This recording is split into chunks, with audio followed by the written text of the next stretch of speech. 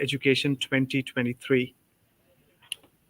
While there are many pieces that make or break quality education, our attempt today would be to have a critical look at some of the most important pieces that might be missing in education. So, to discuss this, I have with me Dr. Nuwan Kodugoda, Charles Muyenva, and Dr. Andrea M. Kane. So let me take this moment to introduce our panelist for the day. Dr. Nuwan Kodugoda is the Dean at the Faculty of Computing at the Sri Lanka Institute of Information Technology in Sri Lanka. He has received his doctorate at the Sheffield Hallam University in the United Kingdom. He heads the faculty that caters to over 11,000 learners. So, a very warm welcome, Dr. Nuwan Kodugoda. Hello.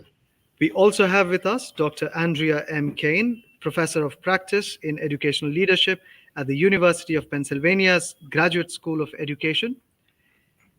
Andrea has served for 30 years as a visionary and award-winning leader of large suburban, urban, and small rural districts in Maryland and Virginia, holding many instructional roles from classroom teacher and principal to superintendent of schools.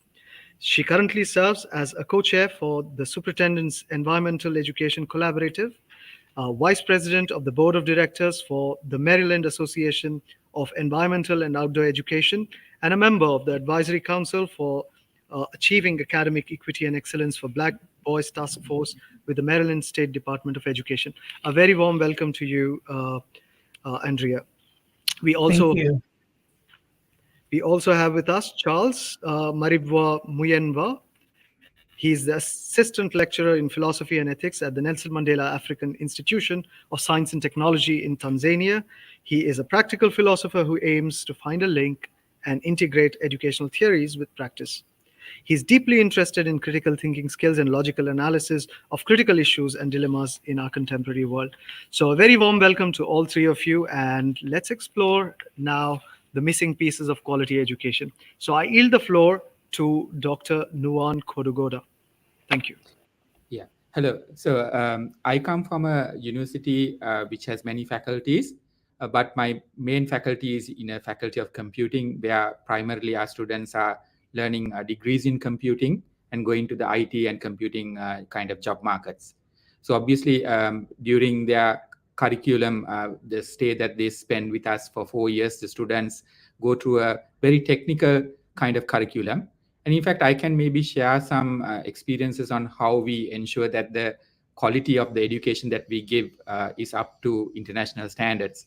So if I can maybe share the screen just to give you a brief idea about how we develop a curriculum that meets the industry requirements of the job market. In fact, like I was recently involved with developing curriculum at my university and also to another partner university in Australia. What we typically do is when we develop a new curriculum for computing or probably any other degrees, we look at this book of knowledge. So I'll just share my screen just to give you an idea of, let me see if this works. Yeah, I think this should work. Entire screen and share. So typically what you might do is we might actually take, I'll give you an example in computing. So there is this book of knowledge. This is actually specifically for software engineering. And this is actually an ACM IEEE guideline on what a software engineering degree should contain. And when we develop a curriculum, we look at all these different technical aspects, for example, like software requirements. So all these technical aspects, we try to cover them throughout the 4-year degree that we have. Unlike in the US, where you have Gen Ed for the first year, in most other countries in Asia, we actually start degree-specific content content covered or the majors covered from year 1 onwards. So generally, our courses are very technical, and they would cover most of the specifications which are given in a book of knowledge. But in addition to this, there are other frameworks, like this is an example of an Australian framework called Sophia. Once again, in computing, that says, okay, these are the different skill sets an undergraduate student should have. Some of them are technical skills. And as you know, in the job market, students have to develop soft skills. So in addition to these, we kind of develop the essential skills that the student needs to have. Um, and so one of the things the essential the skills are like the communication skills, working in teams, ethics, and those kinds of skills are integrated as part of the development of the as part of the curriculum that we offer. And in most universities, including ours, like we do go for accreditation, and they look at the technical aspects of the modules that we have. They look at the soft skills, how students achieve those soft skills, like working in teams, doing presentations, and things like that.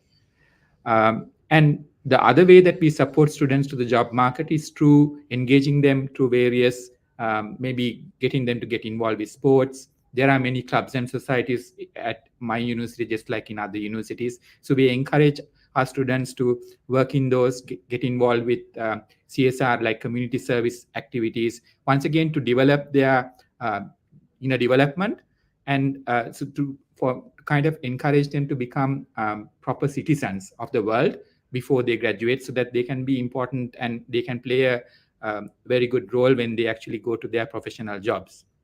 But in spite of all of these things, so I think we don't have a huge issue when it comes to handling technical aspects of a degree in computing, because these are well defined and we can easily teach these students. But there are a lot of other skills which we call these essential skills or soft skills, where maybe students are lacking. So although we kind of integrate them into assessments of like group work, writing skills, there's still something more that is missing that we kind of expect students to achieve through these extracurricular activities, like getting involved with sports, clubs, and societies, to kind of like develop those skill sets from there. We do teach certain things like ethics, but there are a lot of other things that they are expected to pick up through these various engagements that they have to do, maybe getting involved with arts or music. So those kind of skills, we hope they develop those things through those activities. But if you kind of look at one specific area, like even sports, it's only about 10% of our student population who would engage in sports and get that particular know how to work in a team building, and those kinds of things. So I think answering the question that was asked, so I think there is a little gap on how our curriculum or how our education frameworks handles the development of the students' soft skills, or so-called essential skills or professional skills, as you might want to call them, that are really required in the job market.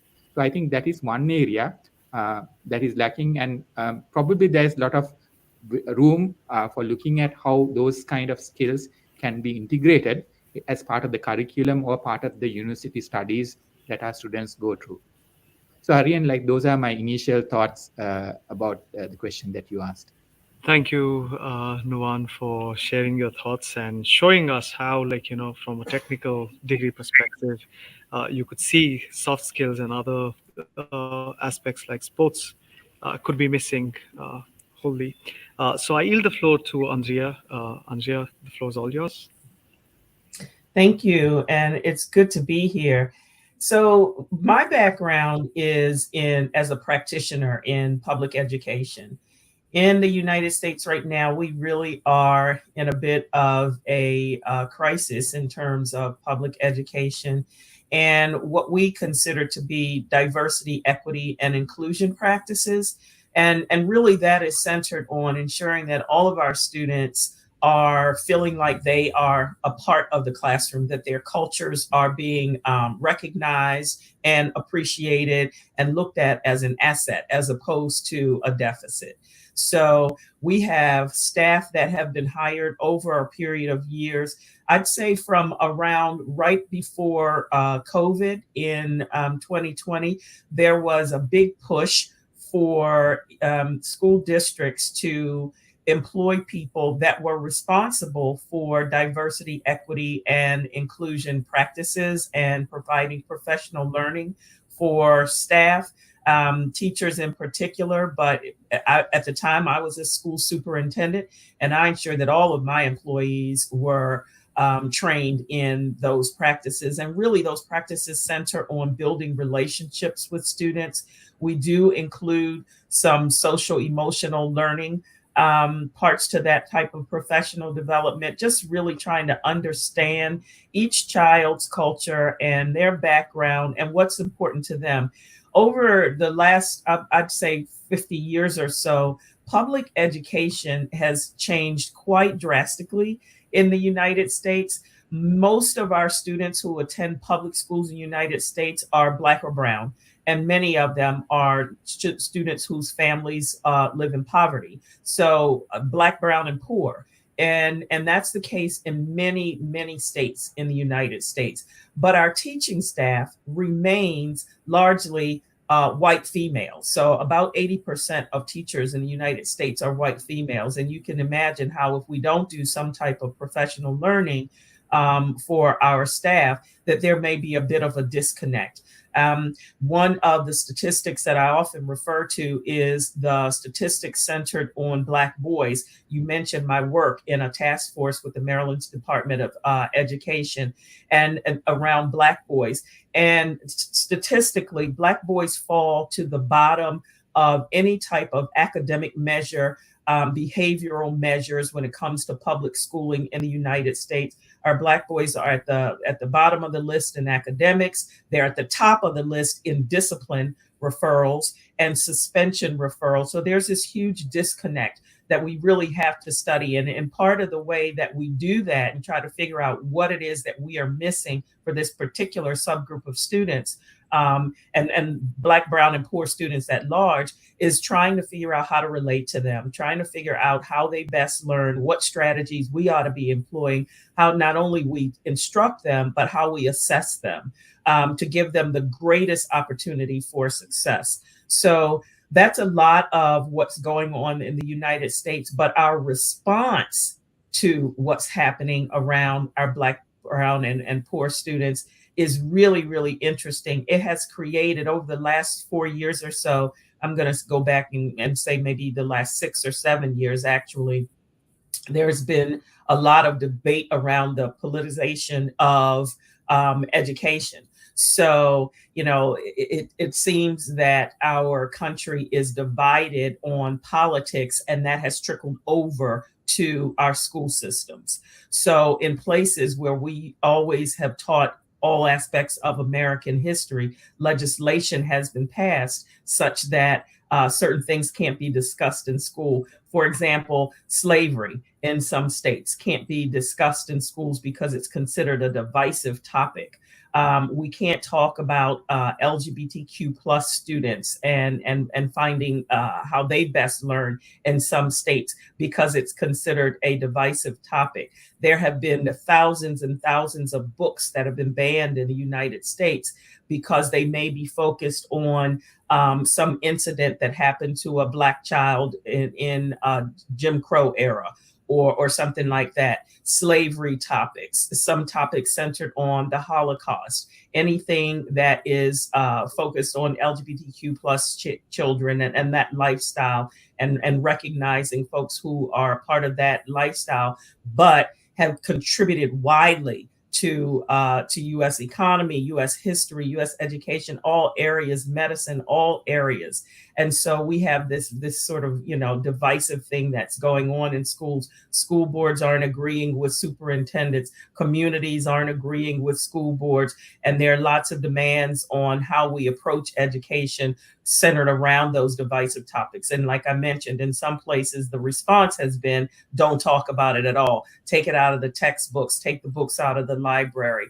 So I think, part of what is missing is that willingness, that need, that understanding of how important it is to relate to our students, to build healthy relationships with our students, to value their funds of knowledge, regardless of the culture, regardless of the socioeconomic status of families that they come from, and really doing it with some level of fidelity and addressing the children who are in our public schools. So I think that that is a part that is significantly missing and is becoming increasingly more challenging to really resolve and to find real strategies that work with our students because of legislation that's been passed.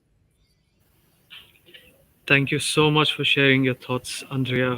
I couldn't agree more on the fact that relationships are central to learning. So, thank you so much for sharing your thoughts around it. Um, and now I yield the floor to Charles.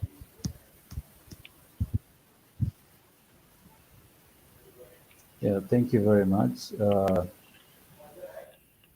As I have been introduced, I am by professional a philosopher, and most of what we do as philosophers is first of all to identify the nature of reality of things that could be only found in metaphysics and epistemology and logic. So we venture to discover or investigate the nature of truths or reality of things. That being said, education and concept of quality fall under the philosophical scrutiny.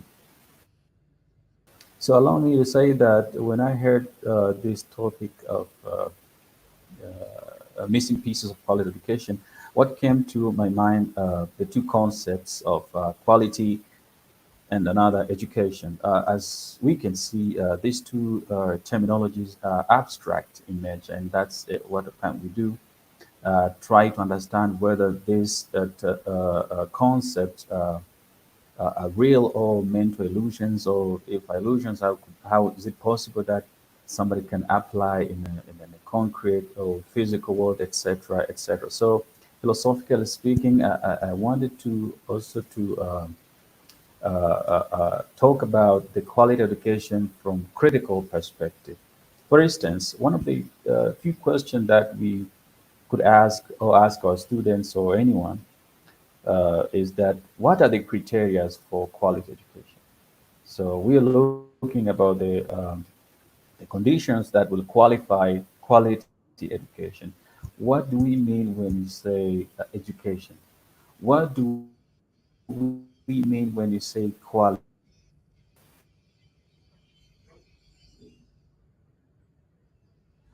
So on the nature of this terminology, first of all, to understand if they exist at first place.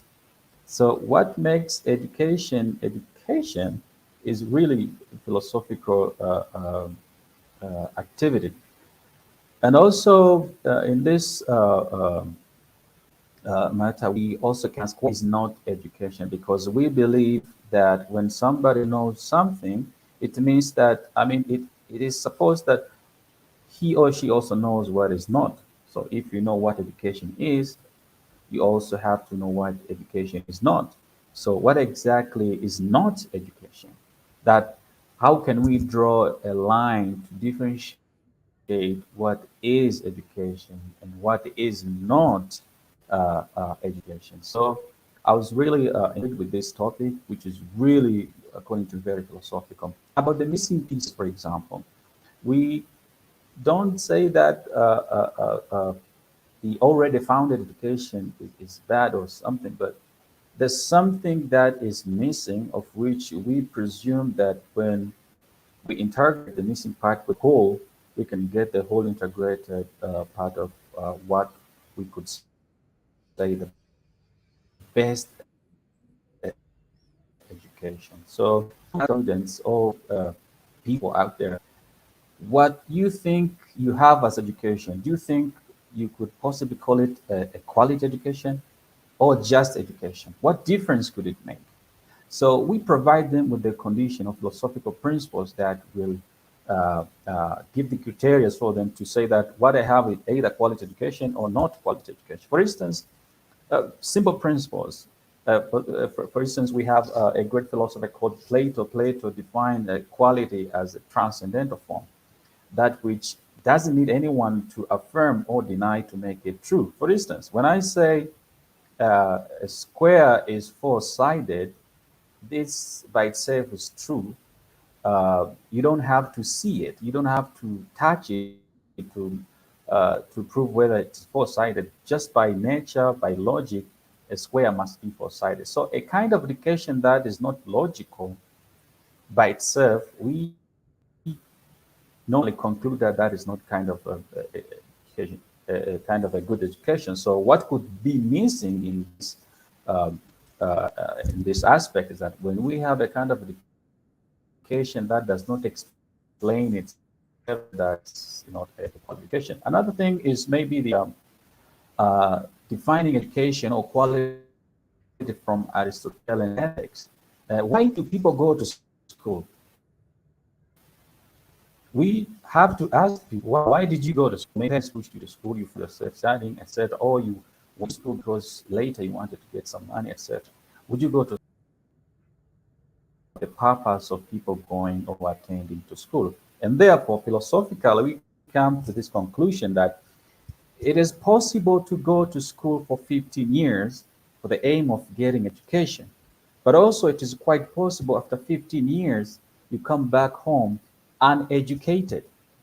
It is one thing to go to school and another to be transformed or to be educated. So, how do we determine the missing pieces for quality education? We have a society, as you know, we have a society of so many people who have gone to school, but yet they are very uneducated. So, a kind of education that misses personal transformation, then its quality is really questionable. And another thing that we see that we have medical doctors, for instance, who have spent many years in studies, food and nutrition, but sadly, they are also patient attending clinic for abnormal basic. So you wonder what about his or her PhD in food and nutrition? So there's no actually transformation. We have chemists or lab technicians. We have chemists who have gone in our society who have spent half of their lives in their laboratory mixing complex chemical compounds to form other fantastic chemical solutions. But sadly, in their own homes, they cannot even make a juice, a mixture of a mango and orange fruit. So you wonder what happened, what's wrong with his or her master's degree or PhD in chemistry. So you find the missing pieces of this quality education could be the practicability of what they have learned. So a kind of education that is not useful to the society, we could call it not pragmatic. So another thing we could ask, the last thing, sorry for the time. Well, another thing that we can ask is about the whole concept of pragmatism. Uh, the education that you are trying to acquire, how practical is it? Is it practical or not practical? For instance, teaching children the best 9 ways to kill your parents. How useful is this kind of education to the society? Teaching students how to physically fly without wings. How practical is this kind of education? How pragmatic? So, from the pragmatic point of view, we find that the missing pieces of quality education could be missing its what I can call practicability, as I said before, or the yes, sorry. Uh, Let me proceed with the last one. The other last thing is the universability. We ask the students or teachers, the one that which we call quality education should be universally accepted and should be universally applicable. So if you have a kind of education that is your own invention, you cannot even apply outside of your own room. When you go out of your own room, that kind of education is not applicable. What kind of education is that? So an education that is really best should be really qualify the law of universality. It should be applicable to everyone and everyone in the world. So shortly speaking, that's what we normally ask about fundamental questions of reality of things. Thank you very much.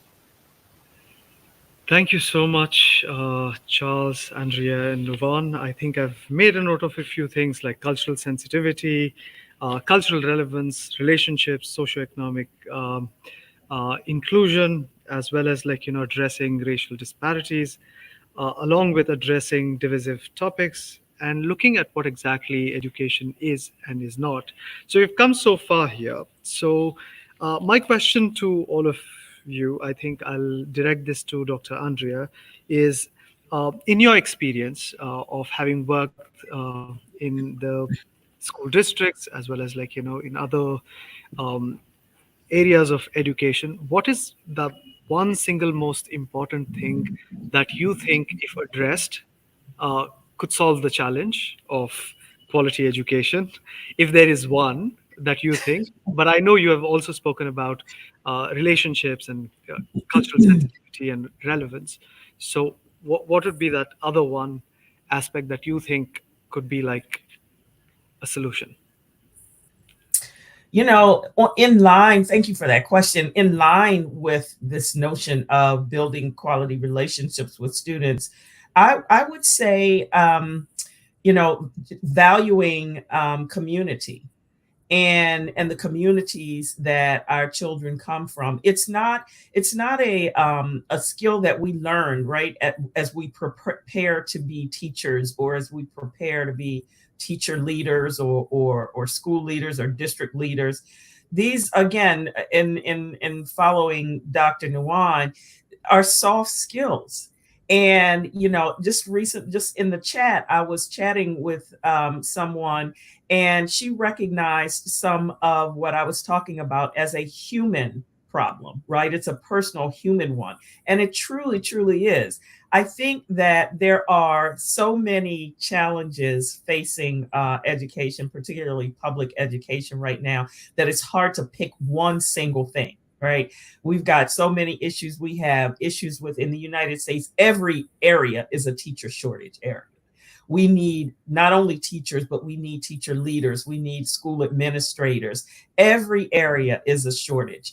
But and teacher prep programs, university leadership programs, we do a lot in preparing teachers and preparing administrators, but we don't do a whole lot when it comes to dealing with that human side. If you're a leader, I'm talking about humanizing leadership. If you're a teacher or instructor, I'm talking about humanizing our instruction.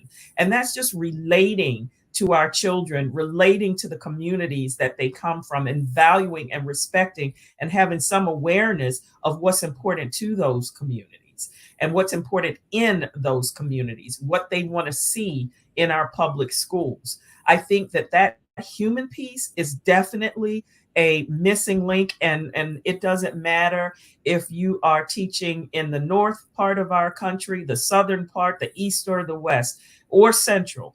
Those are issues that run the gamut across the board, whether it's talking about how we decide to assess students, how we teach students, how we lead our teachers, how we lead within our communities, how we approach creating community with around divisive topics when we don't agree with one another, but we still have to value our children and put our children first and make sure that their needs are being met.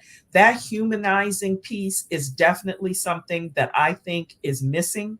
And I think that all the rest will come along, whether we're talking about subject matters or English, math, history, science, or if we're talking about behavioral aspects of learning and making learning visible, making learning experiential, and how we approach learning. I think that the missing part is how we interact with one another as human beings and how we value each other, especially when we don't agree. Thank you. Thank you so much, Andrea, for sharing your thoughts. Now, my question is to Nuwan, and this is a tough one. So the question is around standardization. So in your initial presentation, you were talking about standardization and how it's important. So my question to you is like, at what point standardization is good, and when does standardization go against quality education, or do you think that standardization can go against quality education? So that's my question to you, Dr. Nuwan. Yeah, thanks for that question. So I guess by standardization, you are talking about like how to ensure a certain quality level of the content that is being developed. So one aspect is if you kind of look at the students who come in to a certain university, they will be at different levels. And so if you kind of take one of the problems that I have in my own university is like we deal with very large number of students. Of course, we have small cohorts that we teach. Uh, but if you kind of expect all the students to achieve, let's say when they are in a couple of weeks into the semester, a certain level of competency, um, the issue is like there'll be different students with different levels and at which they have their knowledge and capabilities.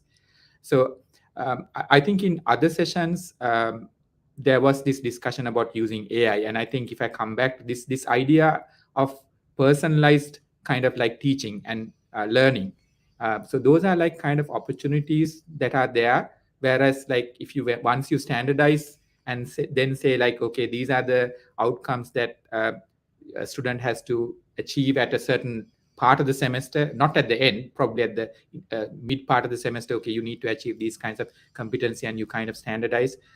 Probably there are students who might suffer because they may not have the necessary skill set to achieve that.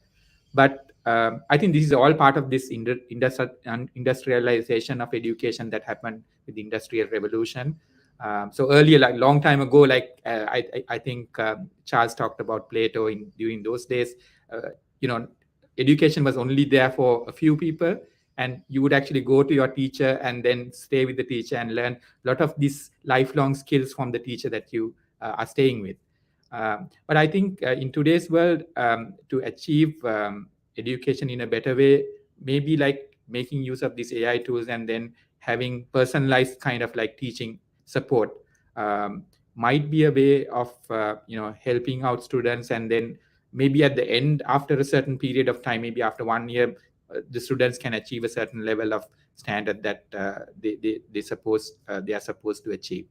I hope, Arian, like that kind of answers the question that you are asking. Thank you so much, Nuwan, for sharing your thoughts. My next question is to Charles. Charles, as a philosopher, you rightly, asked us to look into what is not education, as much as what is education. So my question to you is what is your ideal view of looking at, say, quality education or education? What would it do? You've already spoken about the transformative effect of education, but how do you visualize it? Oh, thank you. I would first visualize it in the eyes of Plato, if you allow me to visualize from this perspective. According to Plato, it is really easy because according to him, education is not about putting so many things into the head of a student, but it's about drawing out, not putting in, but drawing out from the education. This is how I would really visualize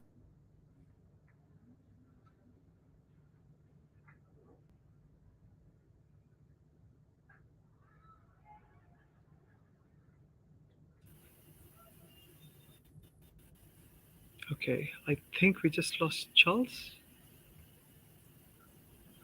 I think the call dropped. Okay, am I audible? Yes. Okay, for a second I thought it was me. All right. So I think one of the interesting things that I think Charles was talking about was also around student agency. I think that is also perhaps one really strong link to quality education. So I'm looking forward to him joining back. So in the meantime, as an administrator, Andrea, as a school, as an educational leader, what are the challenges that you have felt, and what was the one challenge that you tried to address as a leader? Wow, to pick one. Education is difficult. It can leading education institutions can be quite difficult. I think, aside from some of the things that I have already talked about, one of the things that is really, really critical and important in terms of educational leadership is really, building that credibility and building those relationships, working with those who you lead, as well as those who sort of have authority over you. That connection between yourself, and if you're employed by a school board, or if you're employed by a CEO of an educational institution or something like that, that is important, especially in the US right now. As I had mentioned before, that things have gotten very, very political. And when we have differing thoughts and different opinions on how students should be educated, for example, how to find common ground, that's something that I work with my leaders on right now. So I teach students who are working on their master's degrees in a variety of areas: education, culture, society, teacher leadership, teaching, learning, and leadership, all of those kinds of things. And one of the things that we talk about quite frequently is how to continue to lead through sort of politicized times, challenging times, and still maintain those relationships, those partnerships, to be effective in the work. That is something that challenges leaders all over, and not just in the United States. I do some work in China with several students, and some university partnerships. And that's an issue, period. It seems around the globe. So, how to work with those who we don't agree with in a productive way, and not to just play face value to listening, but really do some deep listening and deep reflecting. And one of the things I always say is how to find common ground, not how to meet in the middle, because you may never meet in the middle, but how to find common ground and keep things centered on what is best for students. Whether we agree on politics is, it shouldn't matter when it comes to providing students with what they need. So keeping that focus, irregardless of the challenges that sort of surround leadership and surround education, school boards, even, just keeping that focus on the children and finding common ground sometimes when there seems to be no middle ground. Thank you, Andrea. Nuwan, you've been dealing with young people and working with them. In your experience as an education leader as well as a dean, to what extent do you think, there's been a use of learners' knowledge? Um, Let me just give a brief context for this one. Um, Again, this is my own perspective. So a lot of times what we are doing at universities is also somebody has come up with a theory, somebody has a solution, and what we're doing is we are passing on this knowledge, right? So uh, what are we allowing learners or young people to, develop their own theories, develop their own solutions? So to what extent have we been successful on that front, where we are using learners knowledge, like what Andrea was talking in her initial presentation? So Ari, that's a great question. So I think in Sri Lanka and probably in other Asian countries, especially in our part of the world, when you take schools, these high schools and primary schools, like we have a very teacher-centered kind of teaching that happens at school level. But when they come to the university, it is a more student-centered approach where teachers are or lecturers are more resource people. So that is how it is. And so when students come into the university, obviously in computing and engineering, in those kinds of technical disciplines, during their first year, they have to learn certain amount of theories related to their discipline. Like, in computing, it's like programming, those kinds of things. But I can give some examples from engineering, and also we have an engineering faculty and also our computer science students. So one of the things that we try to do, and it has been successfully done in other universities as well, is that when they come in during their first semester, so typically we have 4-year degrees, and during their first year, first semester, or first year, second semester, we kind of encourage our students to do a kind of like a project. So this project that they do, for example, if it's an engineering student, they are supposed to develop some engineering kind of artifact, a physical artifact. If it's computing students also, we kind of encourage them to go out of the computer and then develop some kind of a IoT or technical, physical hardware kind of solution. And what we encourage them to do is to maybe bring the knowledge that they have got from schools or find additional knowledge that they have, because we can't teach them everything during their first semester, but we encourage them to bring things from outside what they know, work in a group, and then develop something that can be shown in a project showcase where it's actually shown, and then you have people going around and then seeing that. And we have seen that to be very successful, and we have also been surprised what students are able to do from just basic knowledge. For example, we have seen our engineering students trying to build bridges without really knowing the fundamental theories about bridge making. Of course, they will learn those things in the second year and third year, but kind of like for them to kind of figure out. And I think in a university, getting students to think on their own. Another important soft skill that I forgot to mention is lifelong learning. Especially in this technical fields, you have to be a lifelong learner. And that kind of mindset has to be instilled as the students come into the university, because unfortunately in Sri Lanka and most, I think, Asian countries, our school system, like we students come through, we have this high school exam called advanced level exams, and they are extremely competitive.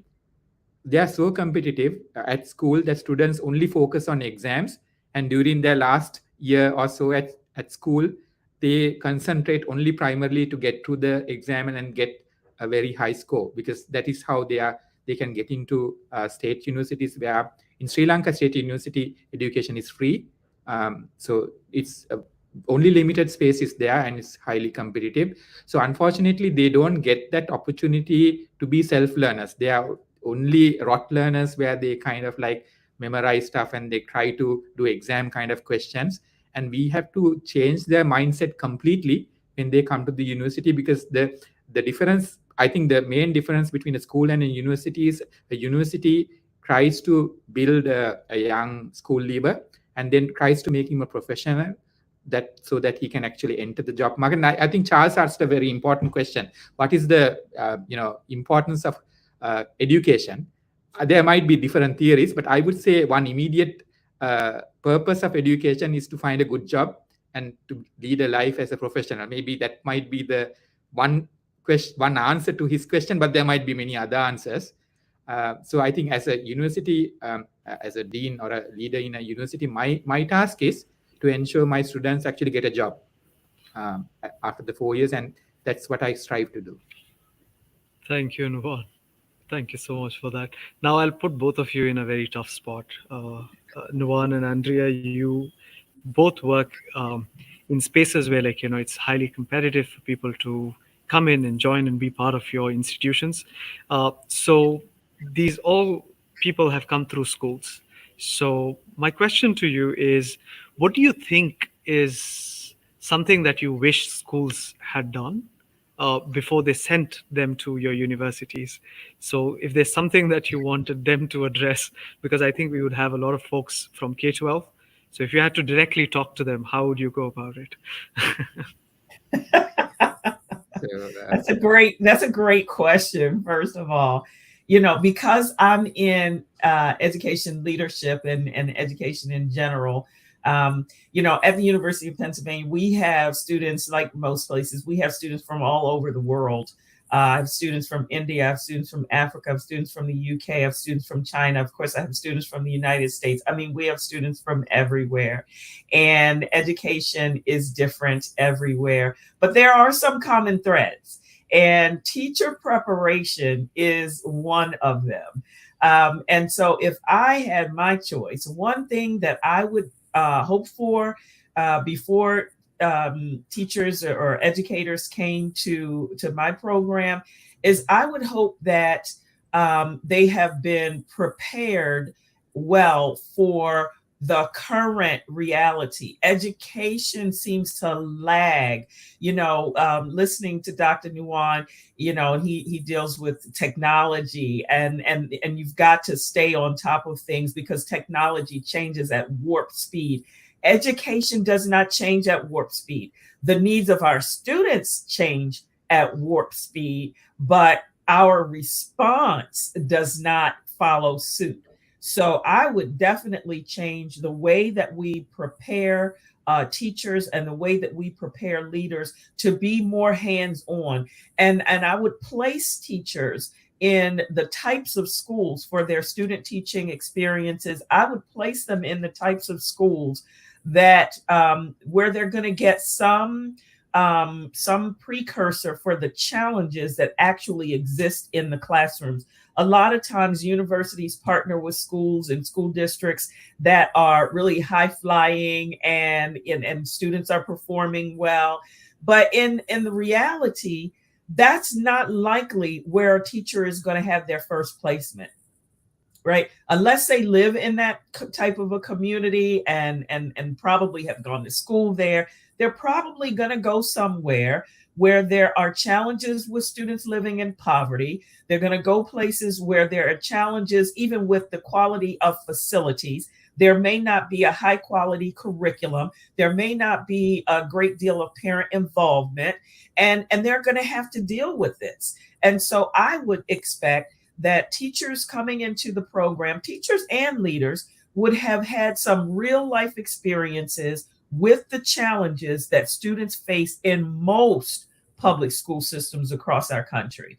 And so that would give them a better introduction. That would, I think, help us to increase our teacher retention because teachers would have been exposed to some of the challenges in terms of improving student performance, in terms of dealing with student behaviors that may not be completely acceptable sometimes, but they would be better prepared. And we probably wouldn't lose so many teachers within the first 5 years of their teaching experience. And as it relates to leaders, the same is important, ensuring that leaders have had opportunities to lead programs for students who have special needs. That whole special education process is can be a challenge in the United States. Ensuring that folks have had experiences with different types of adults. And have had experience with adult learning, because we need to ensure that our teachers and our instructional staff continue to learn and continue to analyze student data and understand what to do with that data once they've analyzed it. So just really making sure that they've had those real life experiences and have some understanding of the actual challenges that we face in public education and how to address those would be something that I would change both on the teacher and the administrator front. If I may add a few things, maybe from a Sri Lankan kind of perspective. So one thing, and real, that we are lucky is in Sri Lanka, we have a government, a standard framework of education. We have standard exams. So we are a small country. So basically, the curriculum is fixed by the government, and all students go through a similar kind of like education process at school. We do have students who do this London A-levels, London O-levels, and there are private educational institutes that do that. Answering your question, what I would really love our school kids to do before they enter universities, I have seen my kids going and they are, doing their A-levels right now. So when they were small, they were excited to go to school because they had many opportunities to do projects, do assignments, do creative stuff when they were much smaller. But the latter few years, the only things that they had to do and show to their teacher were examinations. Like, they sit for an exam and they get a feedback from their teacher about the exam, but they didn't have an opportunity to maybe create something like a project or maybe some artifact. So those opportunities, for some reason, is limited in our context in Sri Lanka. So I think those are like, so if my kids talk to me, they say, okay, my teacher graded me this much amount of marks, but when they were younger, like they would get appreciation from whatever artwork or whatever that they had done. I think that is missing. And one of the other things that we do is like many universities in Sri Lanka try to do school reach programs where we try to do knowledge transfer, technology knowledge transfer to schools. And we go to schools and then we teach students about various kinds of technologies. It can be engineering, it could be maybe something about psychology, it could be maybe sharing some experience about computing. And we also run various kinds of competitions. Not only my university, a lot of other universities go to schools and they kind of like encourage school kids to get involved with these various competitions. So I see students who have competed, like school kids who have competed in various competitions organized by universities. So usually these competitions are, where they have to develop some kind of artifact. It can be a computing kind of artifact or an engineering product like a robot that they have to develop. Those kids actually enjoy the learning. We have seen them enjoying that. And we have seen such kids who are actively participating in those kinds of events when they come to university, being very good students and then graduating and then doing really well in society. But unfortunately, like not all students do get that opportunity, because the schools have to support, the teachers have to support the kids to get involved with these kinds of competitions which are conducted through different means. I think if there are opportunities where more students at school level are encouraged to do activity based kind of projects, which are actually more fun than doing exams. So I think the one thing if I have is like, if exams can be fun and it's more activity based rather than writing on a piece of paper, that's also important, I guess. But then I think you might have a set of students who are more creative, who are able to bring in their own thoughts into education at school level, and when they come to a university setting, they can probably thrive better than students who are kind of like geared in a way that they have to study in an exam oriented kind of way. Those are a few thoughts, Rian. Thank you so much, Nuwan and Andrea. Now we move on to the next leg where you can ask each other one question each. And I'm so sorry that, Charles is finding it difficult to connect. So I'm not sure when he would join in. If he joins in, I'd be very happy to give him the space. So in the meantime, I think I yield the floor to Andrea to ask a question to Nuwan, and maybe Nuwan, you can ask a question to Andrea. Great. Thank you. Thank you for that opportunity to ask a question. So I've been listening to Dr. Nuwan, and I find it really interesting the emphasis that you place on soft skills. And because that's important. I mean, we teach children skills and young adult skills and adult skills all of the time, but their ability to interact with one another in, like you just mentioned, a work setting after they leave school is definitely going to be critically important, and that was something that struck me as something that is important here as well. So sort of a global connection there. But I'm wondering if there is any push for sort of any of the ideas that I talked about that are important here in the United States around belonging and inclusion in schools. May not look at equity in the same ways that we do in the United States, but broadly, when I talk about equity, I'm not just talking about ensuring that students of various ethnicities feel included and have the resources and opportunities that are available to them, but I'm talking about a broader range, children who receive special education services, students who are identified as LGBTQ, students who have English in the United States as their second language, and just making sure that our schools are places where they feel included and they feel that their culture and their background is accepted and people are aware of the differences and have some level of respect. Is there any push for that type of schooling in Sri Lanka? So in Sri Lanka, we have different, probably three categories of schools. Mostly we have, if you take two categories, we have what are known as public state government schools, which are there. And we also have what are known as private schools, which are sometimes known as international schools in Sri Lanka. So if you take the public schools, some are more towards like a homogeneous ethnic culture, like you might have students of a certain community attending a certain school. And in Sri Lanka, this one strange, I'm not sure why, but we have, for example, all male student school or all female kind of schools, those are very popular in Sri Lanka. So most of the schools are like that. Only boys are there or only girls are there. We do have mixed schools, but they are not that popular in the public setting. But also there is also students where of a certain religious or a certain cultural being, that school is only catering to that kind of students. So we find those kind of schools as well. The international schools or the private schools are more open, where you have students from various ethnic communities coming in. And there are also schools where state schools where you have those kinds of settings there. So I think I can clearly see students who are exposed to a lot of different people, like even boys, girls, and also students from different cultures. They are actually thriving much better when they come to the university. So currently, as I said, in the school sector, that is how it is.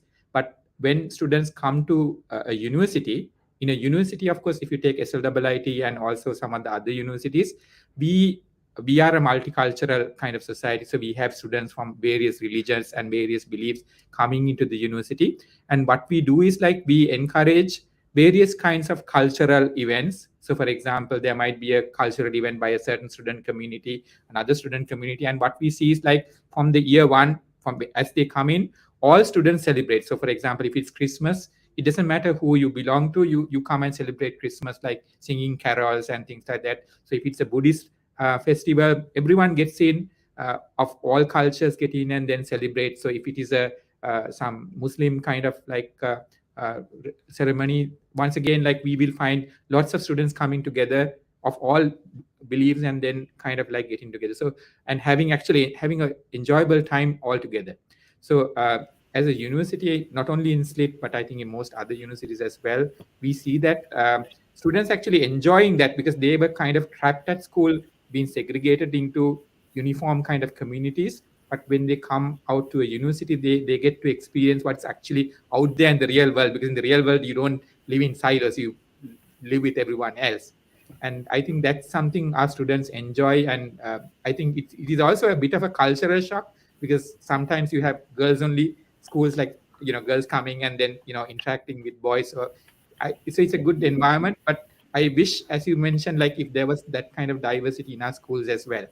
But as it is, that's how it is. There are these public schools where you have more segregated kind of student communities in.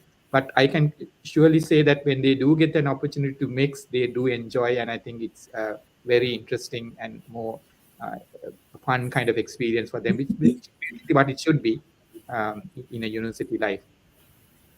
Thank you. Thank you for explaining that. That's really interesting, especially where different students are celebrating sort of all of the holidays. And I would imagine that the understanding is that it doesn't mean that you have accepted the other and you're now going to practice something different from, if you're Christian, you would do Christmas, but not a Buddhist holiday. But it doesn't mean that you're going to become Buddhist. It means that you are just respecting other people's values and cultures. So absolutely. So if I give you an example, like in Christmas, we have our students getting and then singing Christmas carols, and most of the students may not be Christian students. There might be Buddhist and Muslim students in that. In Buddhist culture, we have this.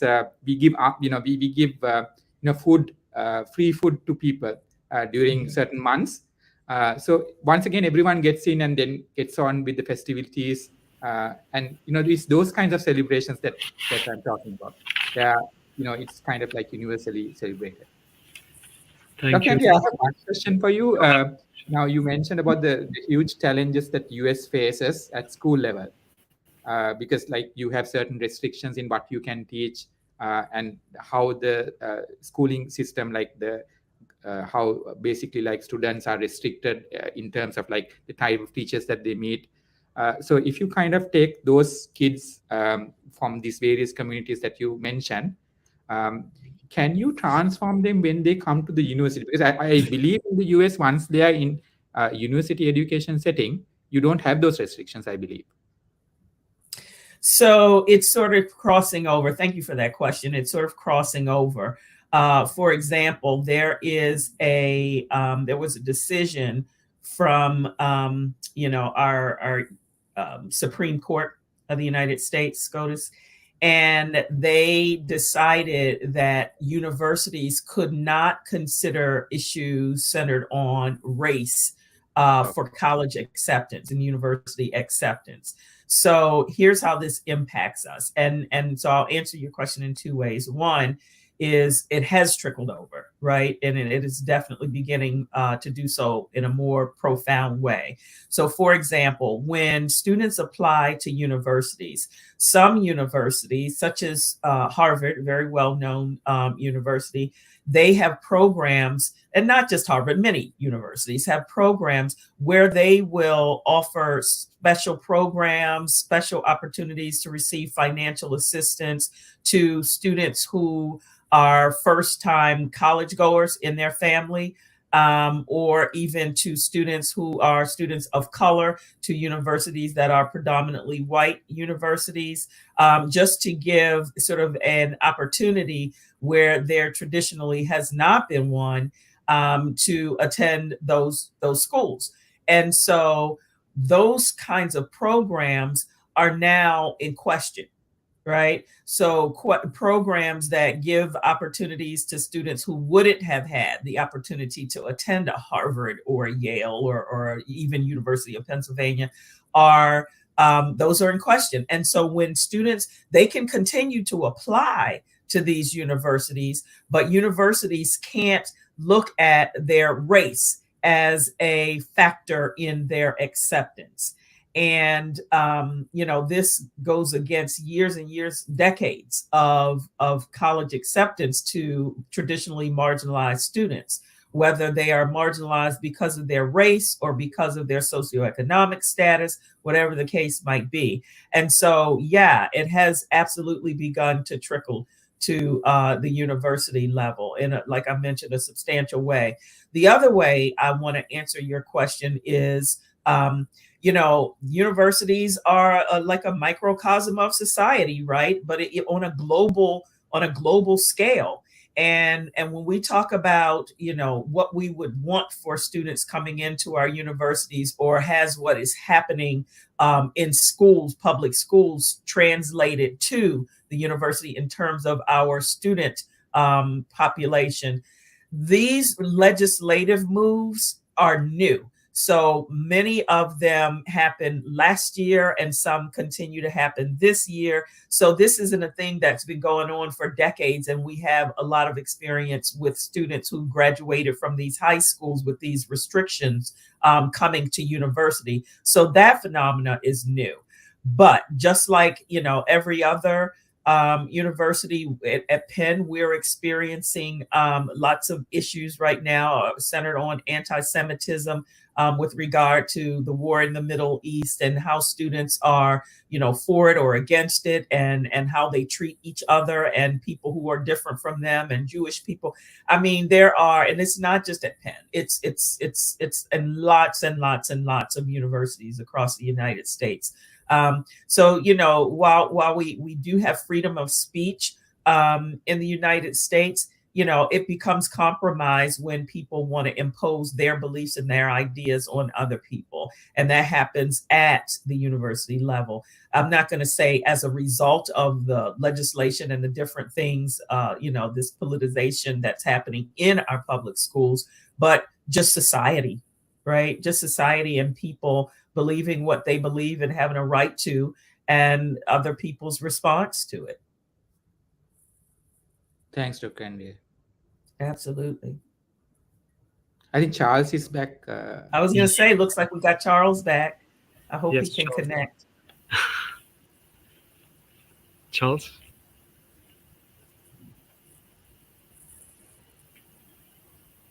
Charles, we can't hear you. Charles, are you there? Looks like we lost him. Wow. Okay. I think this brings me to this is also a missing piece in quality education. That is access to resources and technology. And I think internet, while we take it for granted, in many places, it's a luxury, it acts as a luxury because of how expensive or how inaccessible it is. So I would still wait for him to join in. If he joins in, I would give him a few moments to say his words before we wrap the session. But now we have one question that I think is directed at Dr. Nuwan. This is the question. This is by, just give me a second. This is by Philip. Uh, it's common in India as well. School and universities are totally different environments for most of us. Exams are main focus in schools to raise the standard for admissions. How do you think this gap can be bridged?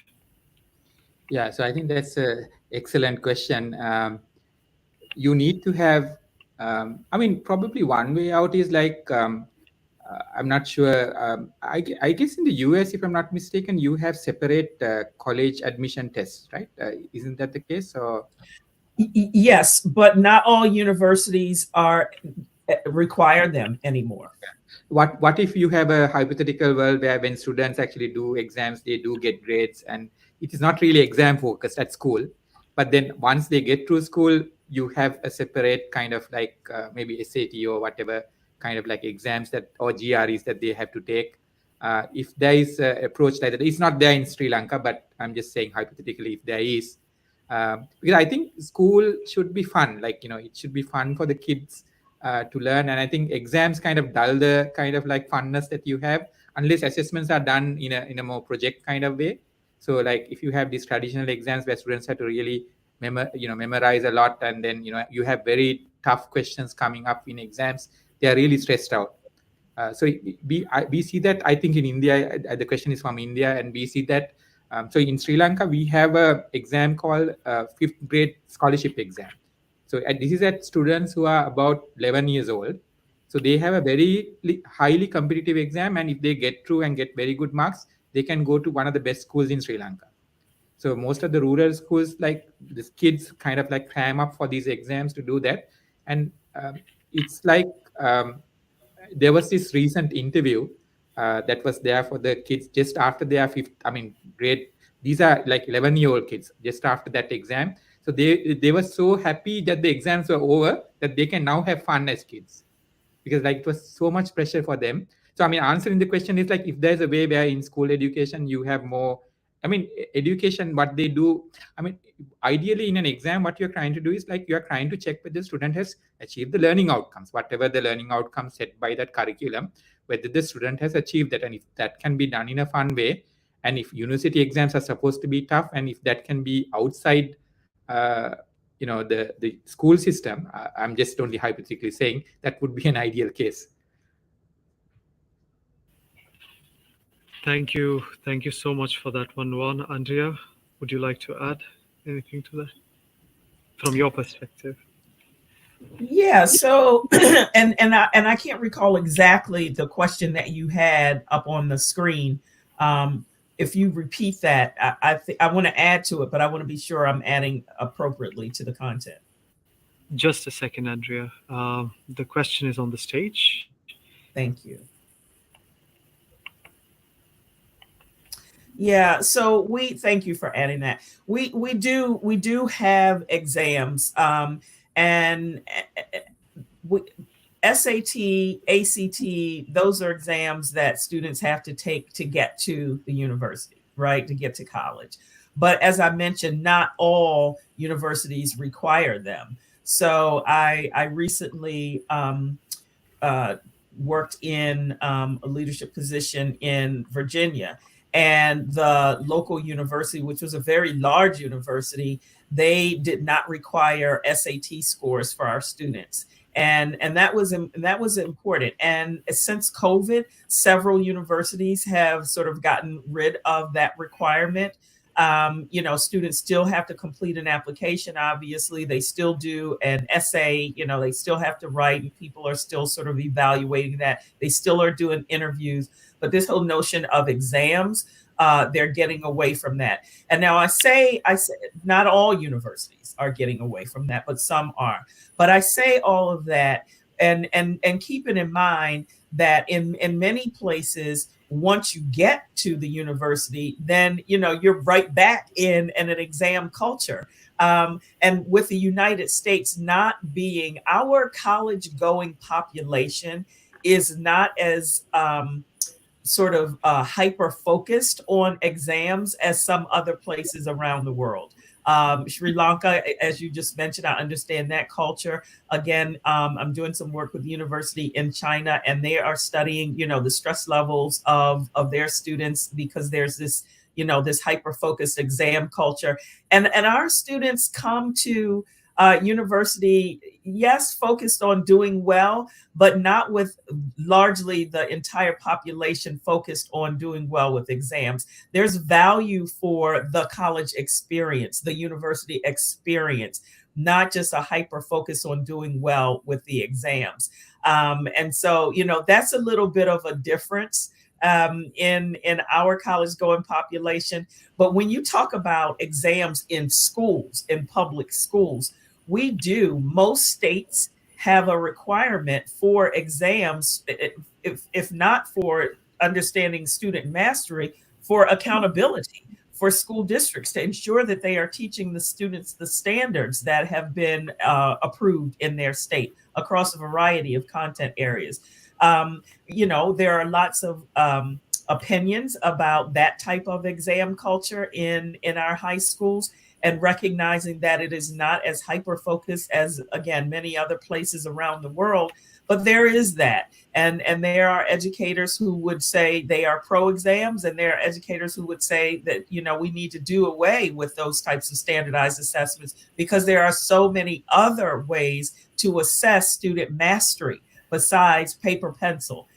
So there's that. There's always, pros and cons, I think, to both of them. But our culture around exams is a little bit more relaxed than a lot of places around the world.